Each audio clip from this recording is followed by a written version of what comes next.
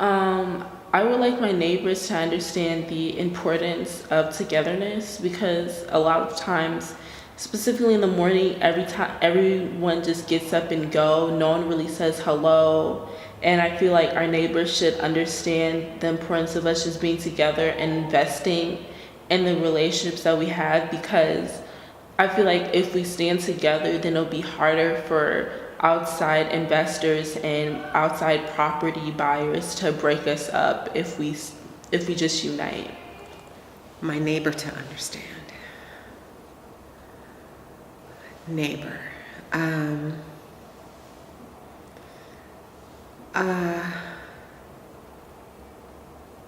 That I love them.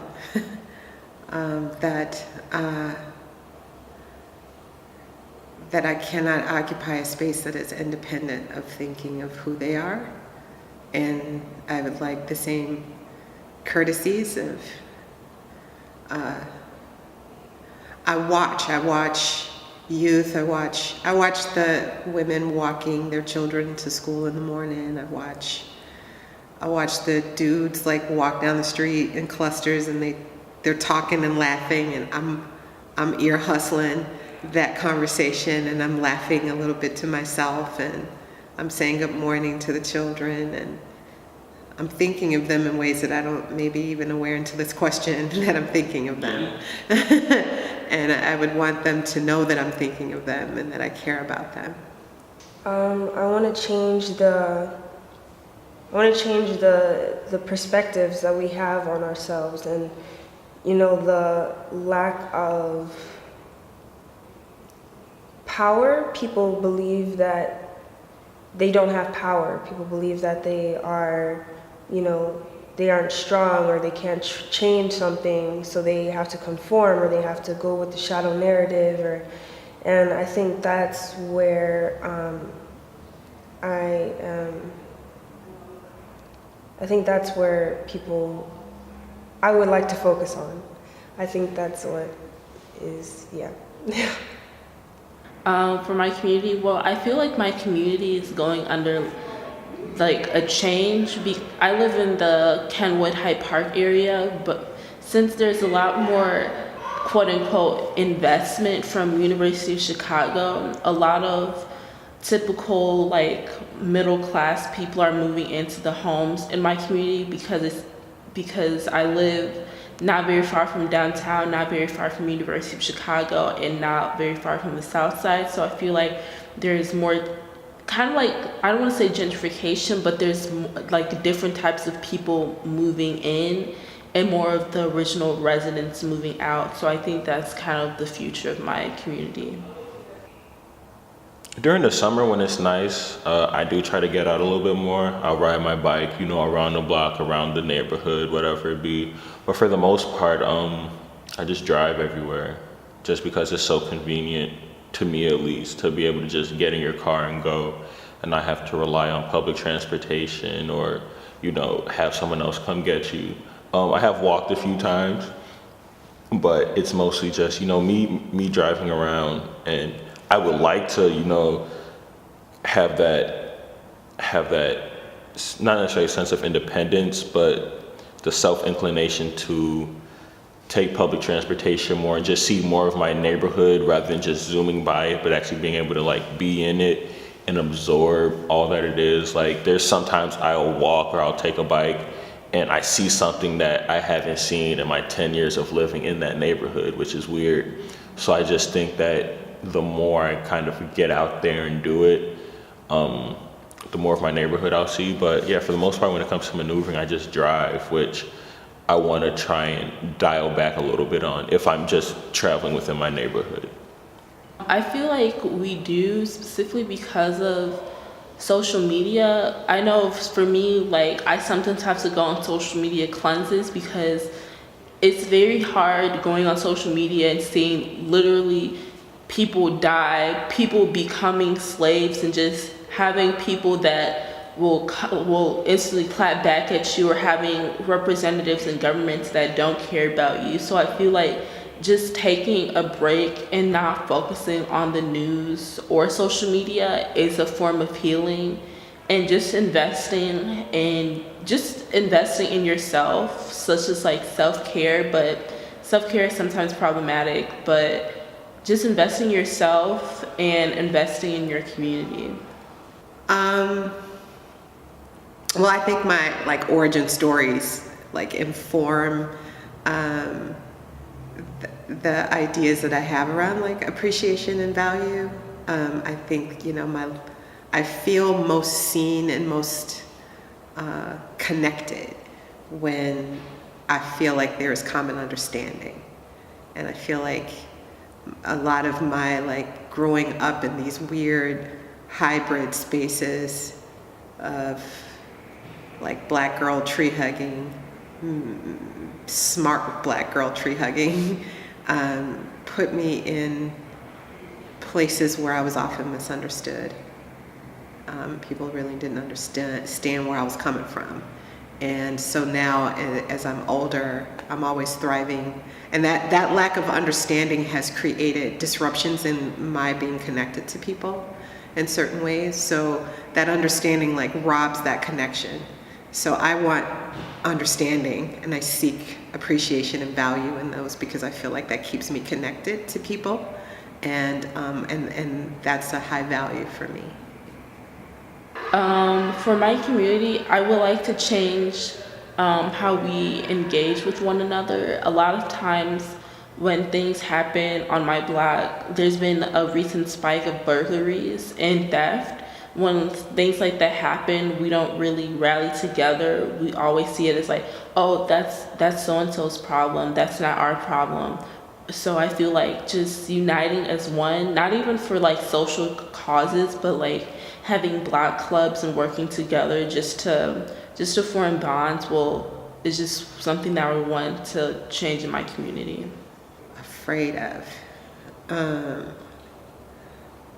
I think my two biggest drivers in life that is being misunderstood and undervalued, unappreciated. Those are the two things that kind of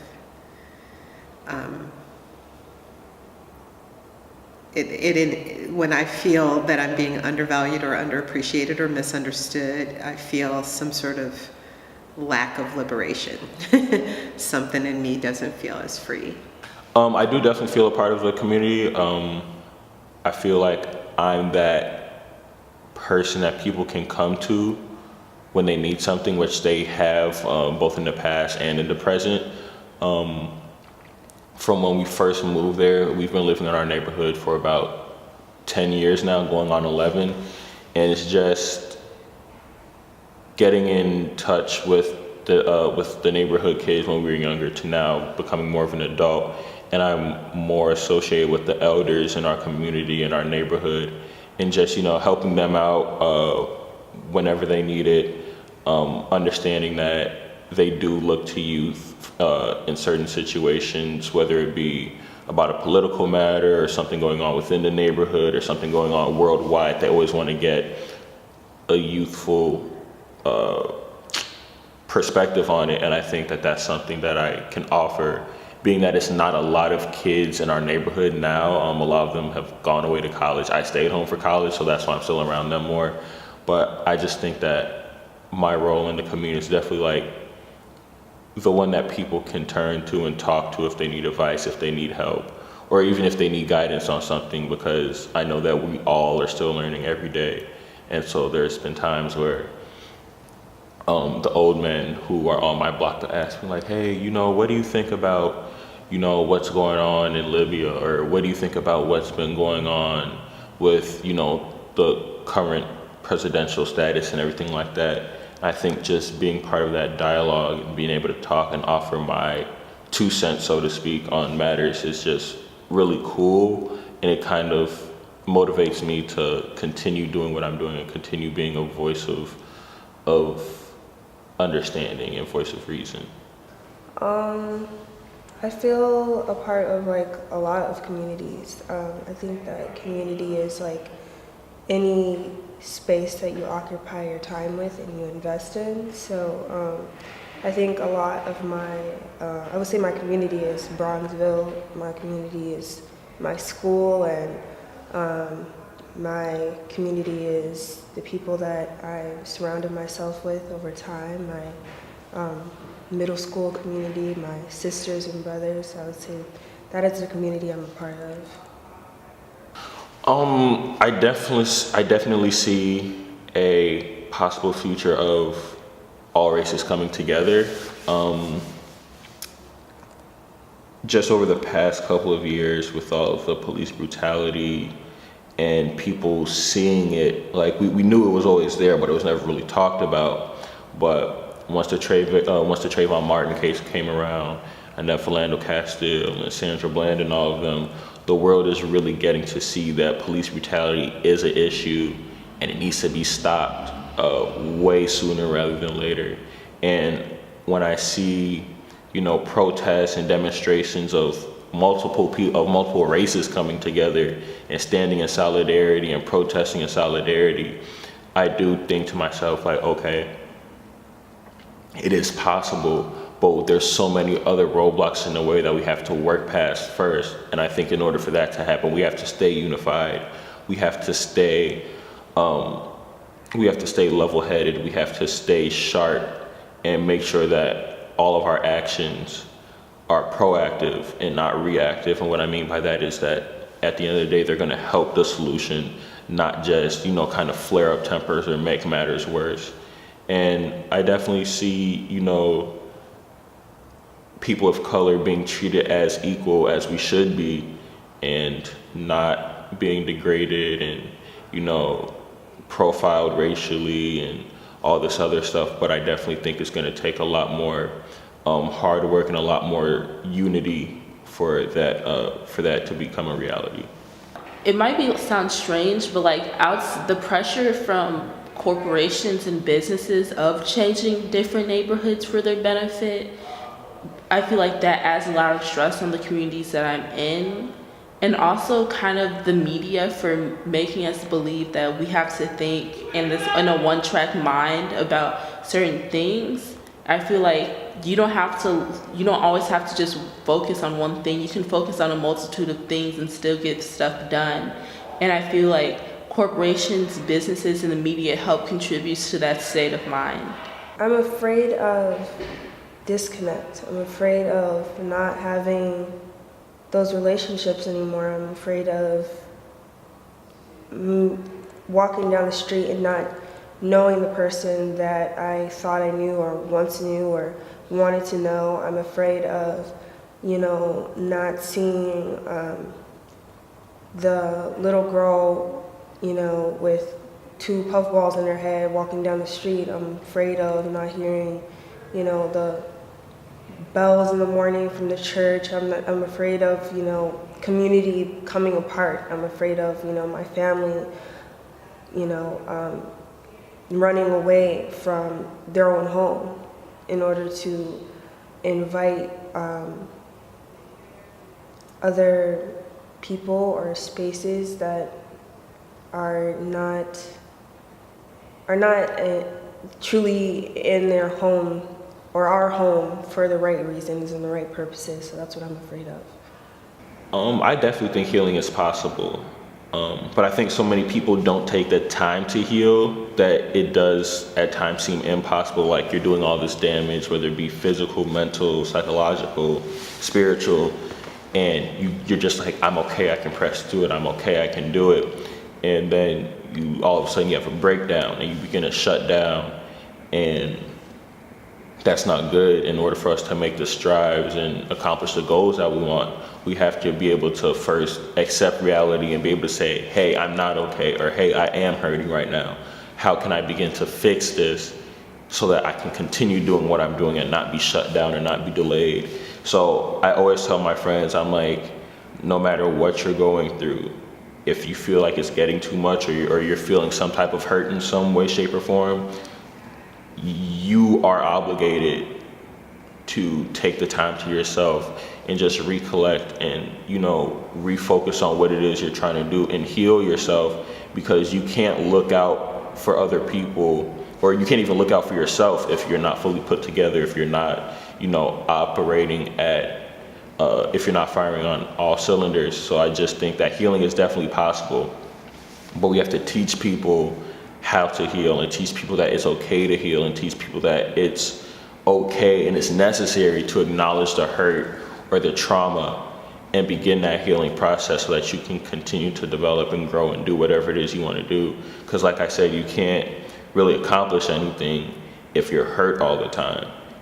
And like I'm saying, it's okay to be hurt, but you got to be able to know when that hurt is too much and when it needs to be, you know, when the hurting needs to stop and the healing needs to begin. I feel like it's like that because just everyone, I'm not even like mad about it, but like everyone's just chasing money, and money is very necessary. Like I know even me sometimes, like if I'm rushing, I won't say hello, and if someone's just very like has a tunnel vision of what they need to do and the money that they need to bring to their household, it's very hard for them to see like, oh, so and so struggling, or oh, our neighbor across the street just got robbed, or all these different things are happening in our area. So, but when you have a tunnel vision, you can't really see the other people. You can only see yourself and your family, which is why I think my community is the way it is. I will say that it's kind of like a to-do list. I don't, come out to enjoy my neighborhood. I don't, necessarily engage as much as I could. It's kind of like okay, I need to go to a grocery store, come right back home, like it's never like oh, let me go over here, or like, let me like try to see if somebody's down the street, let me hit up, whoever, so I could, see what they're up to. It's kind of like a there and back. I feel like I'm a part of a lot of different communities. I'm very invested in the school community that I'm in, the community of the South Side, my social community being like a Black woman, like existing in the world in general, being Black and being a woman. Just any type of space that I'm invested in or that I interact in, I claim as my own community. I see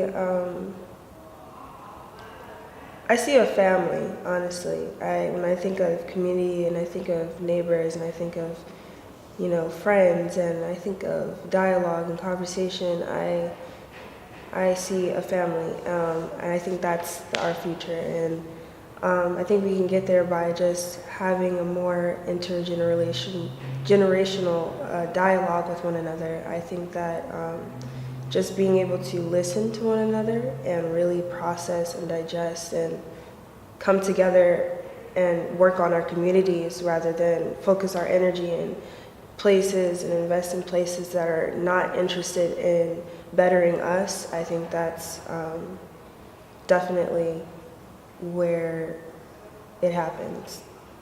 I believe that my neighborhood is my community. The way my neighborhood is set up is that it's a lot of working class people, so it's kind of like shut off at times. Like the neighbors sometimes don't really interact as much as like another Black might, but we still act as a community. In some ways, I do see my neighborhood as a community, but I believe that it could be more.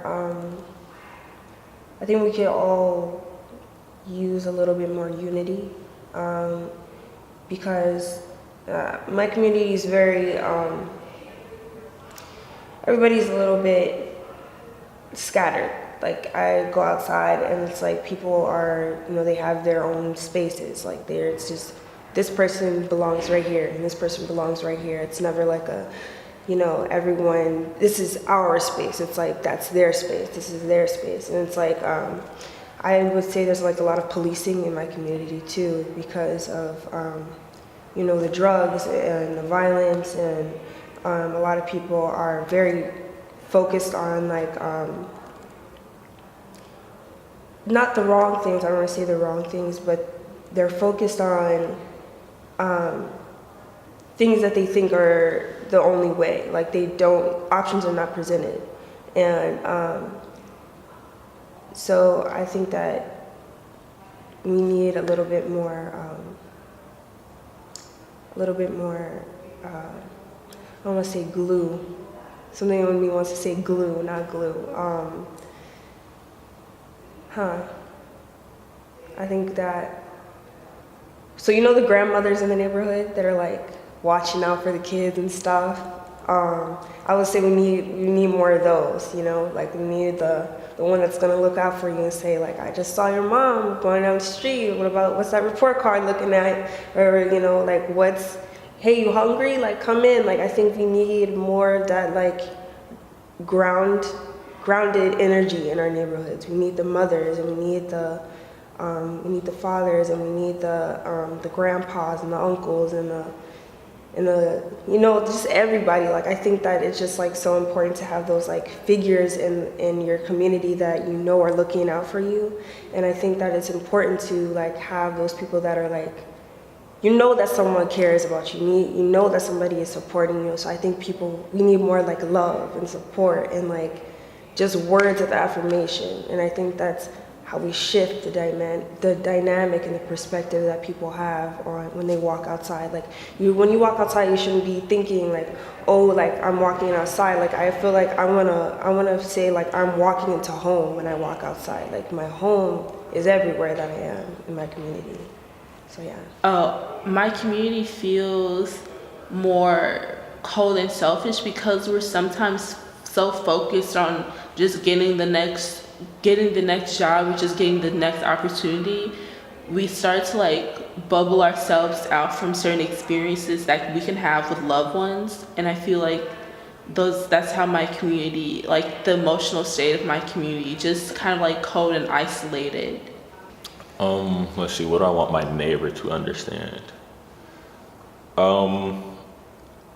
One thing that I've really thought about is that even though I'm not necessarily close with my neighbors, I do want them to understand and know that in case of any emergency, in case of any type of trauma, whether it be mental, physical, psychological, I'm always there for them. I'm always a place of refuge that they can seek out, always a place of, you know, comfort and some semblance of home and understanding and care.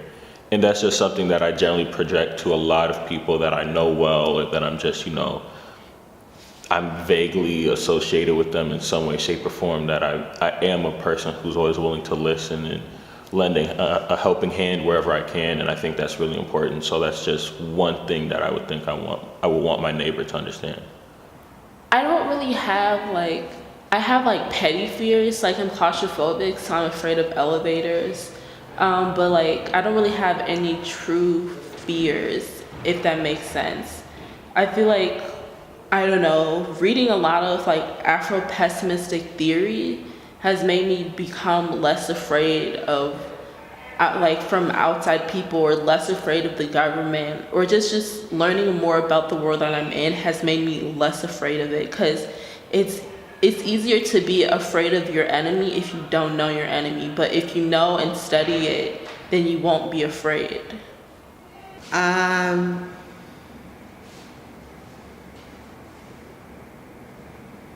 I think the word safety comes up, but it's less about like the physical safety.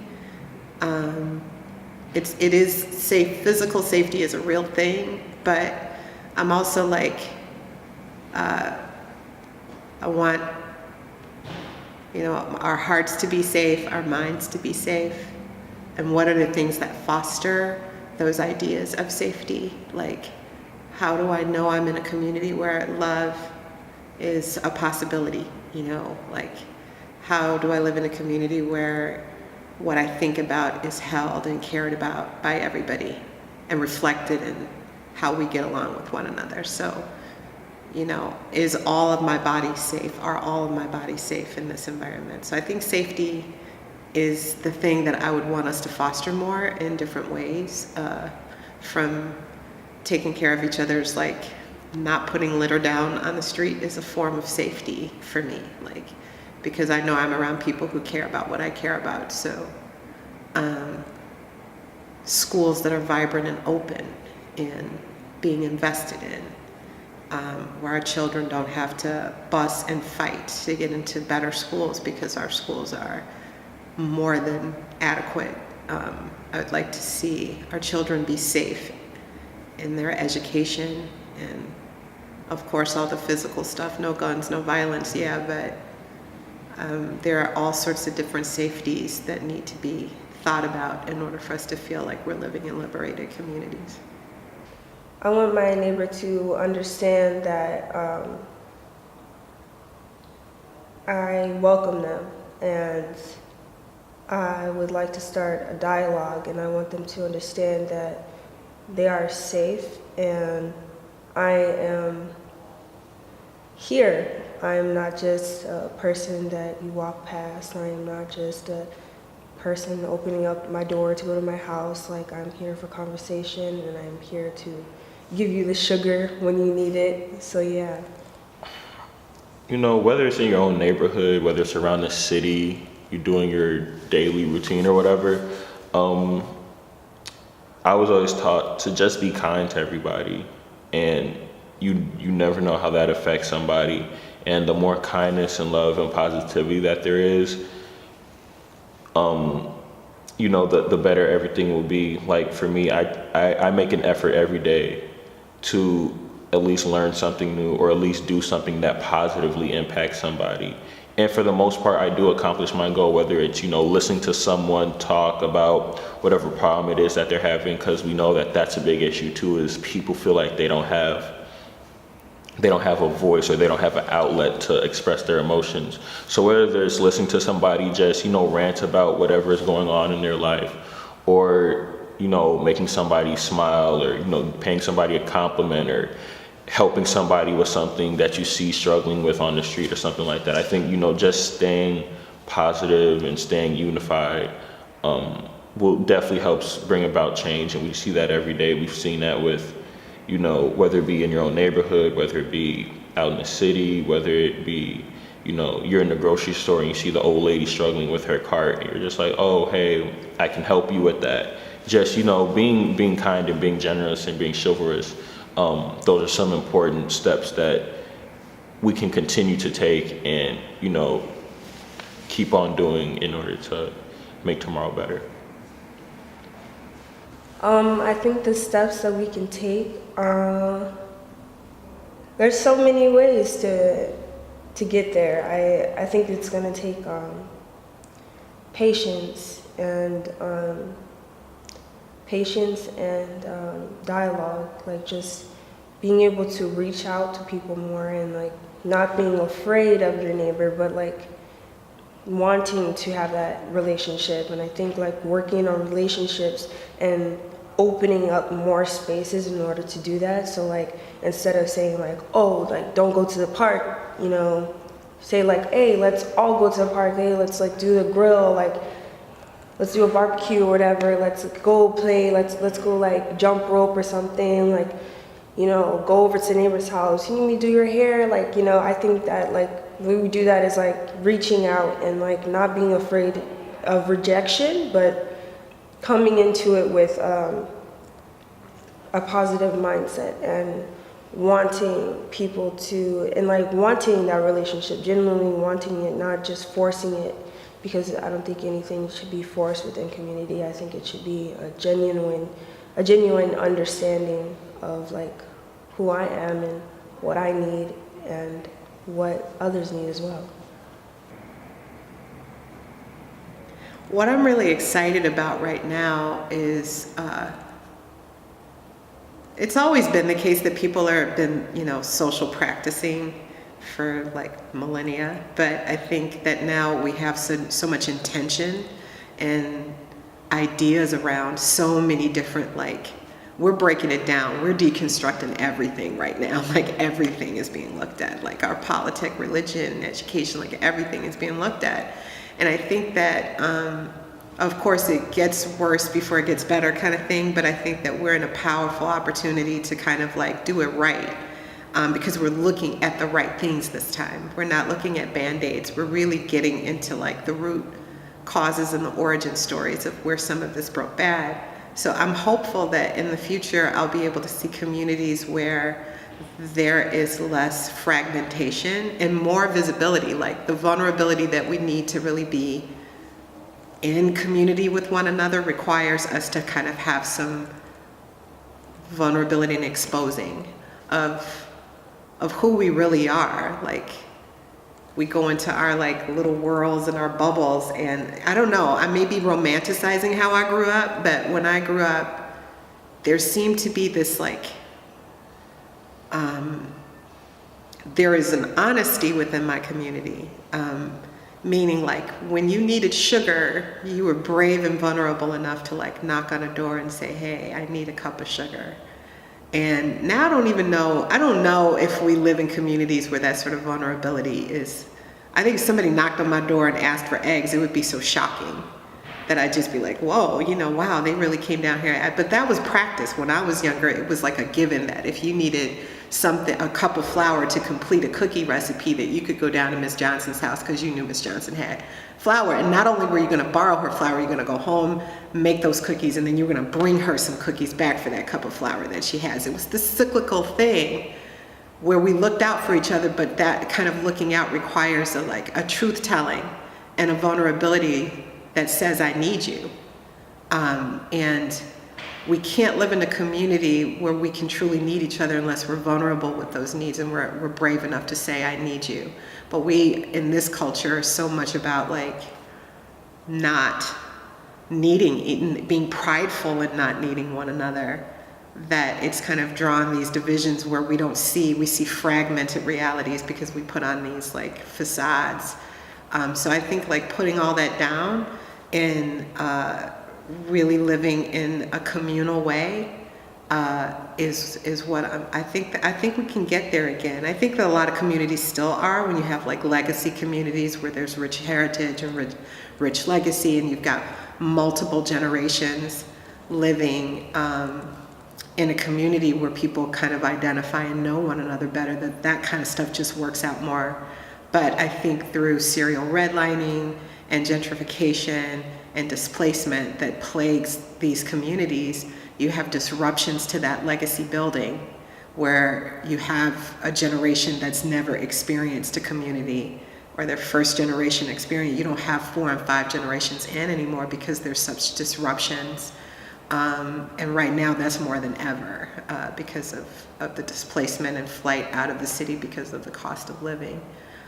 So those are the only threats that I see to this like fantasy that I have about people living together and trusting each other a little bit more. But I'm hopeful that we're working on it in a way that is unprecedented, so we'll see.